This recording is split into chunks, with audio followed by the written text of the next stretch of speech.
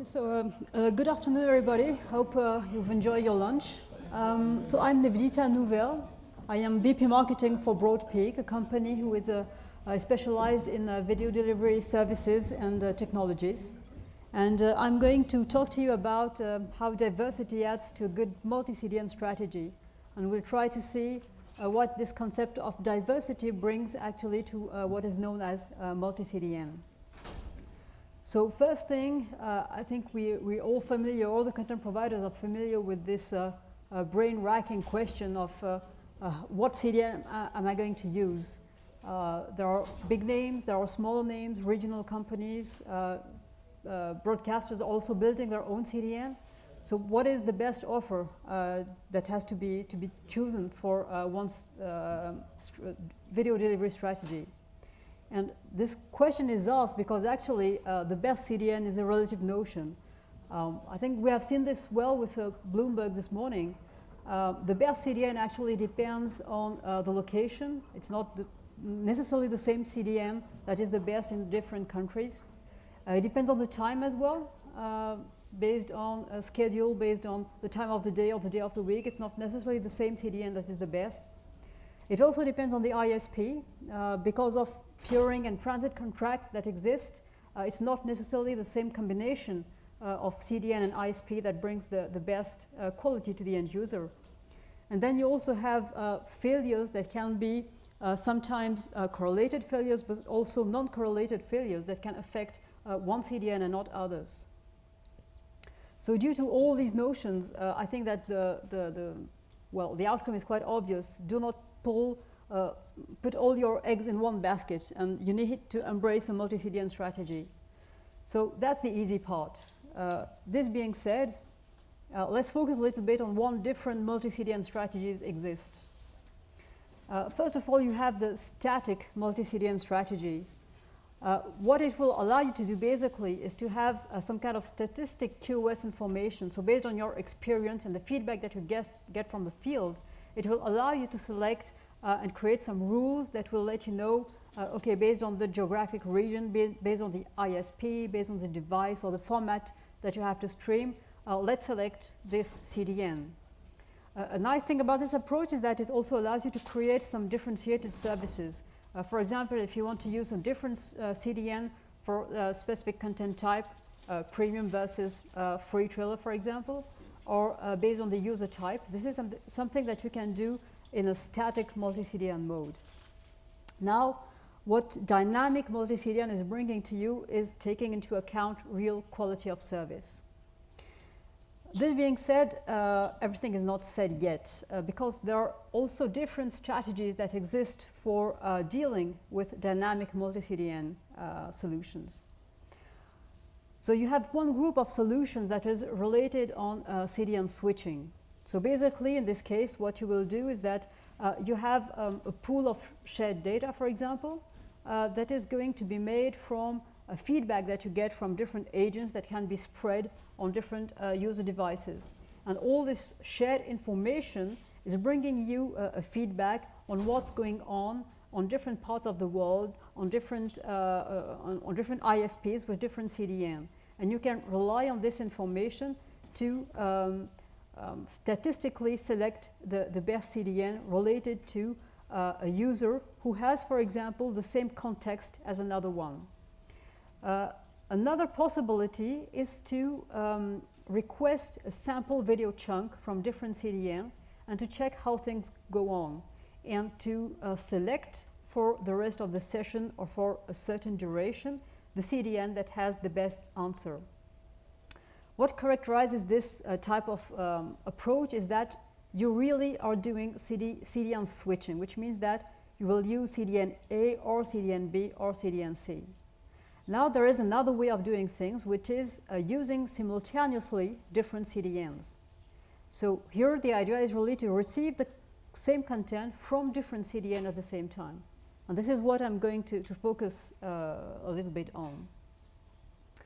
Actually, how does this concept of CDN diversity work? Well, the first thing that you have to do is that you need to have the same origin packager for all CDNs. And the reason for this is that the chunks that are used by the different CDNs, they have to be exactly the same. So you really need to have one single origin packager to implement this type of solution. Then the solution relies on an agent that is embedded in the application. And it is this agent that is going to request small fragments of video. So these fragments can be smaller than chunks. That's a nice part of it. And then you will have the agent that will rebuild the chunks at the level of the device, thanks to the library that is embedded in the application. And the interesting point in this type of strategy is that the CDNs with the highest bit rate and the lowest response time, they will have to work more. They will be the one that will provide more content to the user. So it's really taking into account the instantaneous quality of service based on these key information that are the bit rate that is available with a given CDN and how much time it takes to get the content that has been requested from it. If it happens that some CDNs are really slow or are not responding at all, they have to be put in quarantine so that they are not used for requesting any more chunks of video. And another nice approach that exists with this concept is that you can decide that you want to privilege cheaper CDNs when the quality is about on par. So what is CDN diversity bringing versus traditional, I would say, multi-CDN solutions? So the first thing is that the customer feedback really belongs to you. You are not using some third-party information or even some competitors' information, and you are not providing your information to your competitors to help them improving the service. All the information that you are using is really yours, since it is the information that is created by your very customers. The second point is that we are really talking here about simultaneous CDN usage, which means that it's not CDN switching. The issue with the CDN switching approach is that once you have selected the CDN, maybe 1 second after, the CDN is going to encounter a failure.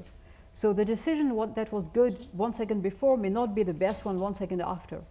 So this approach is really bringing something that is very dynamic. And in addition to this, it is also allowing you to get a better quality than what would have been achieved with the best CDN.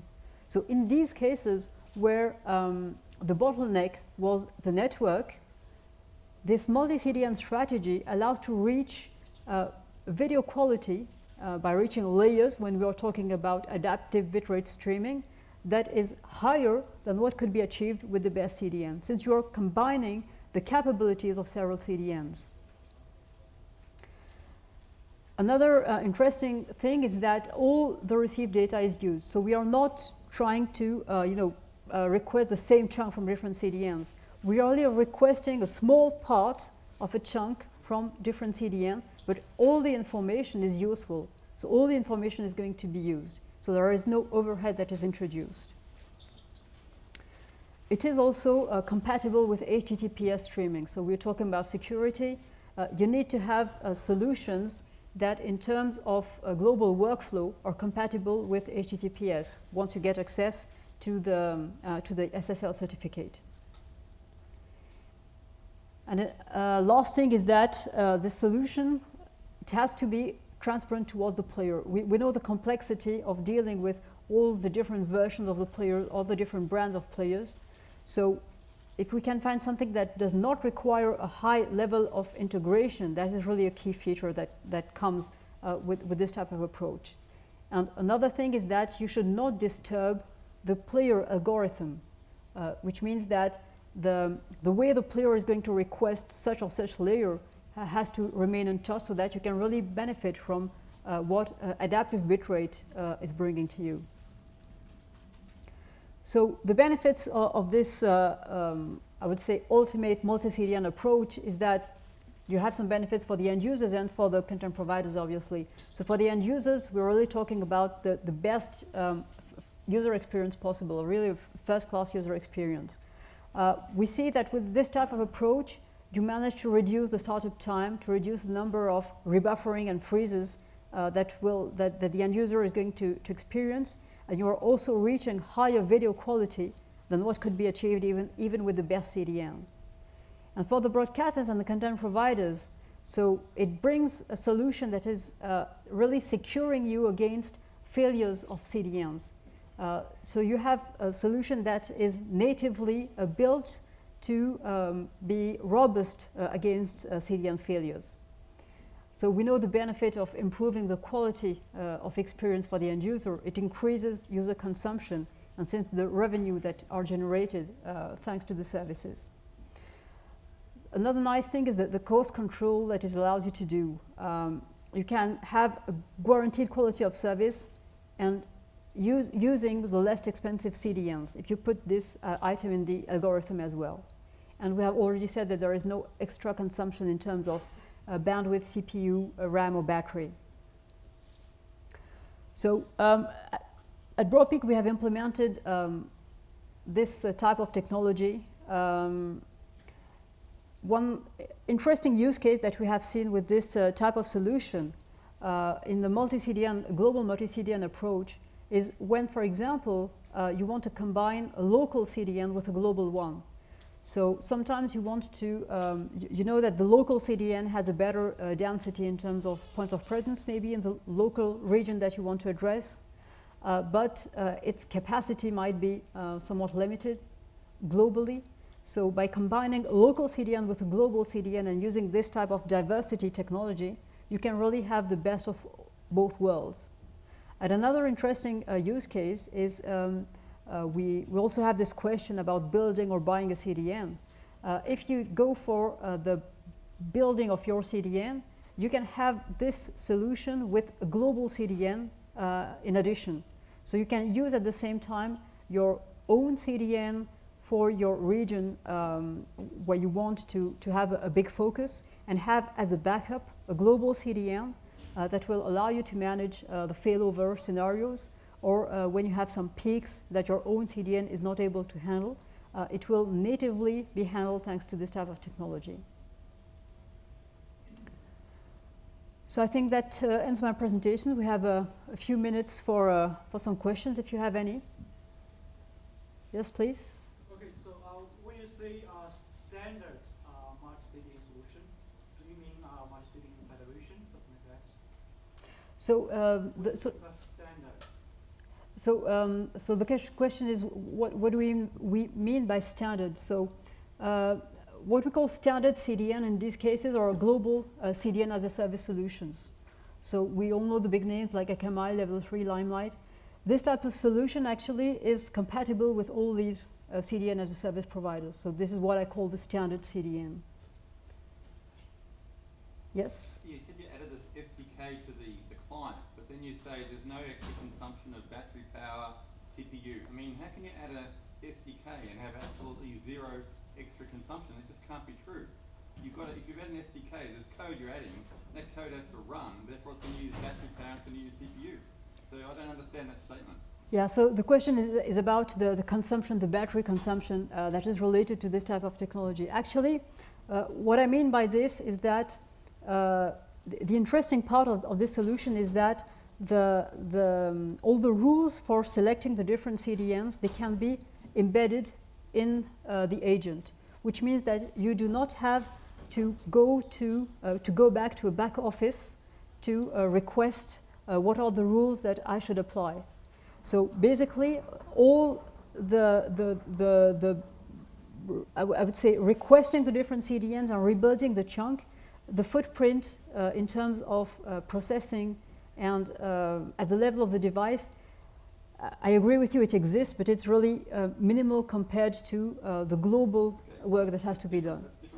It's different from a zero, I would say. It's not zero. It's not zero, but it's very small compared to. And what I meant actually was to compare this with other solutions where for every single piece of chunk you have to go and request something outside the device, which is more consuming more actually battery and resources from the device. Because everything is embedded in the device, so this is where we optimize the consumption at this level. So here again, it was really for comparing this for other multi-CDN solutions. Any other questions? Yes, the back. Where is the agent living? Is it at the end user level, embedded within the player? Yeah, so the question is where the agent is located. So actually in this case, the agent is located in the application. So it is not in the player because it is independent from the player, but it is in the application. So basically, when you download from the App Store or from the Google Store the application, the library can be embedded in it, and you can just have the agent thanks to whenever you update your application, for example. I guess as a follow-up question, I think what's missing to me is how does the agent know when it's testing performance of the CDN, how does it know the end user location so that that test is actually relevant to that user's connection and what CDN is relevant to them rather than just sort of a generic decision as to which port of CDN might be having a problem? Yeah, so the question is, what is the difference in this approach with or basically how do the device know where it is located and how it is using this type of information? I think the key difference here is that the way the agent works is completely independent from what's happening next door. You can have two devices, even in the same neighborhood, and a different selection, or not a selection, but a different result that will come out from the algorithm, because the algorithm is really specific to the context of each user. Each user does not have to know anything about what's going on at the level of the other users. It doesn't even care about if it's a CDN that has an issue, if it is at what level something is not going on well. It's simply using this information that is really related to the very context of the user. And that's I would say the nice thing about this type of technology is that the decision that is made is really dependent on the experience of the very user who is experiencing this session delivery. It is not related to what's happening next door. Any other question? Okay, so thank you for your audience.